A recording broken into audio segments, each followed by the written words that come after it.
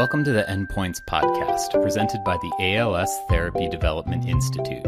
I'm Jonathan Gang. Chris Ritter, the co-owner of Oakland United Beerworks, never thought he'd make a profession out of brewing.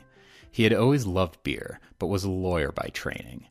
Brewing was his son Andrew's great passion. From a young age, Andrew always knew he wanted to make beer. After college, he got into the industry and eventually became the lead brewer of his own brewery. Everything changed for the Ritter family, however, when Andrew was diagnosed with ALS. When he passed away at the age of just 31, his parents made the difficult decision to keep the brewery going as a tribute to his memory. They have also dedicated themselves to helping end ALS as longtime participants and advocates for the Ales for ALS program, which supports research at ALS TDI through craft beer. Today, Chris joins us to share how he's working to honor his son's legacy and stay active in the fight against ALS. I always say to people that Jill and I inherited our brewery from our son, Andrew. Andrew started brewing before he could legally drink. He found that he could brew beer. He really loved that hands-on kind of process.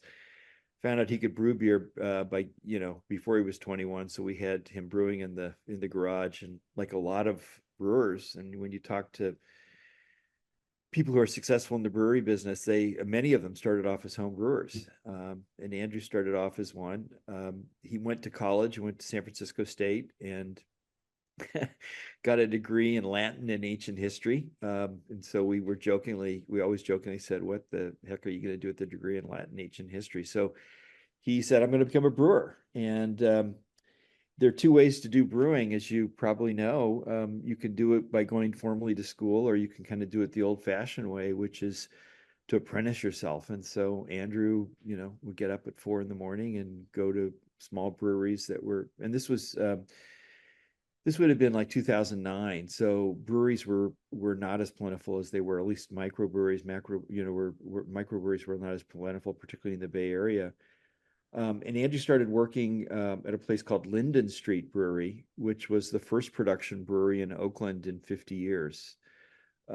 Oakland had a really amazing history of brewing. I mean, Oakland was a really hardworking town, kind of the younger child to a younger sister, younger brother to San Francisco. So it was always much more of a beer drinking kind of place, and had a long history of it. It was known as the Milwaukee of the West at one point. And so Andrew was responsible for helping to get production brewery, that is brewing for bars and restaurants, back into the Oakland area. And Linden Street was the first production brewery in Oakland in 50 years. And Andrew was our lead brewer there. Andrew had achieved his lifelong dream, but tragically, his career would be cut short when he was diagnosed with ALS. It was really up and down. Andrew was, as I said, was 29 when he was diagnosed. He started to experience symptoms when he was 27 or so. And, your first thought is you're concerned something's going on. He was experiencing, and I don't know, you guys of course will know it, the medical condition where his muscles would start to contract in his biceps. And we went through a period of denial. I mean, we looked it up, and it was clearly that symptom was clearly associated with ALS, and we went through this notion that it can't be ALS, not to my kid. And there's a little bit of, I don't know, denial. It can't happen to us, right? We've and then there's almost a sense of narcissism. We've been so good, how can this happen to us? That kind of thing. So there's a period of denial, and then there was a time when he couldn't be definitively diagnosed. And I think the fact that he was young, a lot of the doctors were kind of thinking, the chances of somebody this age, I mean, it happens, obviously, we're big supporters of ALS TDIs, young faces of ALS, but it tends to be an older disease. So you live kind of with the hope that this isn't the case. And then at one point, it was pretty well definitively determined that it was. He went to UCSF, and they came to that conclusion that, yeah, unfortunately it was. So then you go through an incredible sense of grief. And you also want to go through an incredible sense of support.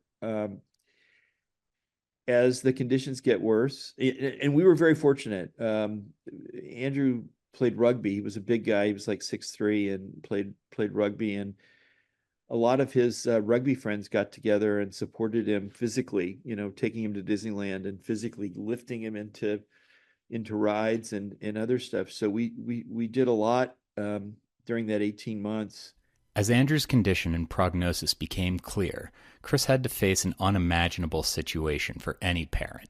And I remember really becoming aware of the fact that he was not likely to live and was not likely to be cured, ironically, at ALS TDI. We went there, and they were, I mean, I have nothing but amazingly positive things to say, but as one of the processes, we had very candid talks about what to expect. And then at some point you just begin to kind of it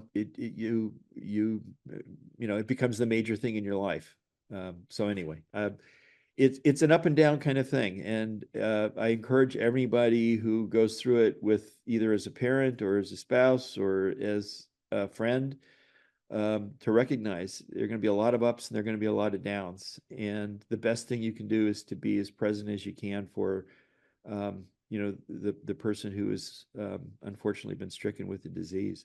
Knowing how to carry on after Andrew's passing was incredibly difficult, but the Ritters decided that the best path forward was to keep the brewery that had been his dream going.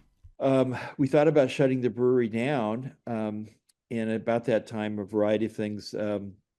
New landlord came in, and various other things. So we very much thought about shutting the brewery down.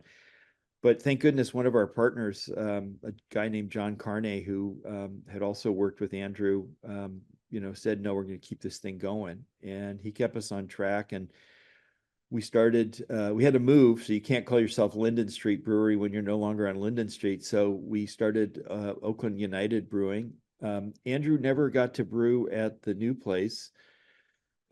He passed away while we were still constructing the facility, but we scattered some of his ashes into the concrete. So he's always there, and he's always with us at the brewery whenever we're brewing or whenever the tap room is open. And we do a fair amount of making sure that people are aware of not only Andrew and keeping Andrew's personal memory alive, but making sure that they understand the tragedy of ALS and the availability of amazing services like ALS TDI provides. So, he's with us in the brewery, but he I think, like any parent will tell you, he's with you all the time, right? I mean, there's not a single day that we don't think about him. We've set up a little shrine to him in the corner of our living room, where we offer him beer. We try to get it every night, one of his beers from his brewery. So he stays with us, and he affected a lot of people in a positive way, and that's really been a blessing. And we get a lot of people who come to us and say, I wouldn't have gone on and gotten a degree in nursing, except Andrew was the one who kept telling me that I was really talented and needed to stretch and do more. And we get his rugby buddies over here the night before Thanksgiving for wicked games of beer pong. And we just, people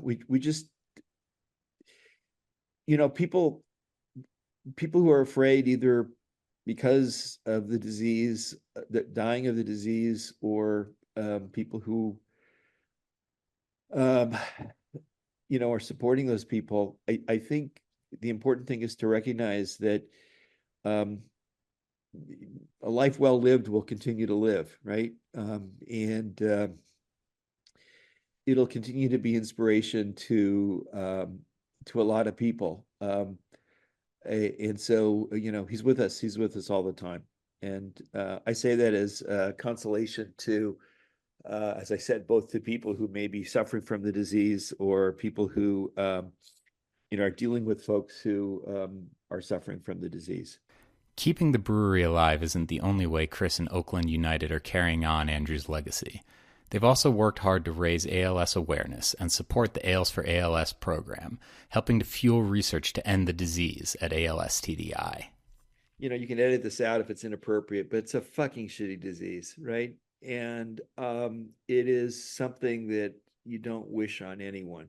Um, and it's a complex disease. I mean, one of the things that I've learned from having spent some time with the ALS TDI people is, it's a disease that that affects people on so many different levels, that the cure, and I do believe there is a cure out there, or at least there'll be some way that we can help folks. Is out there. It's just not. It doesn't get the kind of funding, and it doesn't get the kind of support that other diseases do. I think that I don't say that with any complaint. I don't say that with any kind of how come you guys get more support in cancer than we do in ALS. I just say it as a matter of fact. It's a disease that on a relative number basis is smaller, but I would argue on a degree that it affects and really destroys a human being, it's up there. It's hard for me to imagine something that's worse. And we need to do a couple of things. One, really try to find a cure. And I do believe that ALS TDI, and we'll find that is in other people working very hard. It's very clear to me, having spent time in the labs, that the people there are completely dedicated to finding a cure. It's something that they're focusing on. It is not something that they're dedicating, a percentage of their time to. It's something that they're in whole hog, as we used to say in the Midwest, to try to find a resolution to. It's not going to be easy. If it was easy, it would have been resolved a long time ago. I learned, and I'm sure I'm not saying this technically correct, but just by the nature of the way that it affects different parts of the bodies, it's a complex disease that's going to require a complex answer. It's going to require people to make the dedication that ALS TDI is making. It's going to take funding, not just from the government, but as I said, by virtue of the fact that it's a lesser funded disease, probably more from the private sector and from individuals. And ALS TDI helps coordinate all of that. I know it's too late for Andrew per se, but there will be some family somewhere that benefits because of what ALS and then ALS TDI does. For as far as raising money for research. So, the support that we've gotten from ALS TDI is in many ways manifested through Ales for ALS, has just been incredibly valuable to our family. It was incredibly valuable to Andrew, and hopefully we're helping to make it incredibly valuable to other people who are suffering from the disease. If you're interested in helping Chris and Oakland United support ALS research, he says that the best way is to search out their annual Ales for ALS beer, and the best way to do that is to stop in at their tap room. First of all, I would really encourage everybody to go to the website and take a look at it, because the label is just phenomenal. It's a West Coast IPA, which would have been something I think Andrew would have appreciated, although in all honesty, I think he was more of a lager fan, but I think he would have appreciated it for a variety of reasons, including the label. Andrew helped start the rugby team at San Francisco State, and they're known as the Gators. And on the label are 3 alligators playing rugby.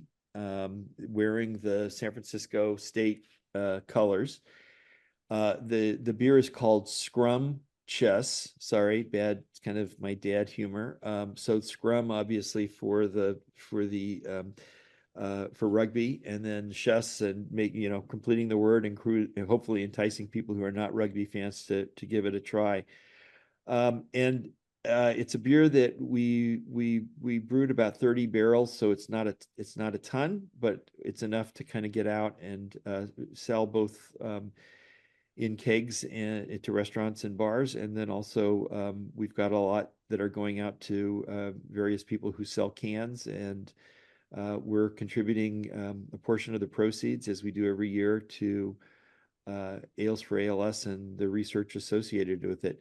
I highly recommend folks go out and take a look at it, and at the can again, because I think you'll find that everyone who sees the label gets a good chuckle out of it.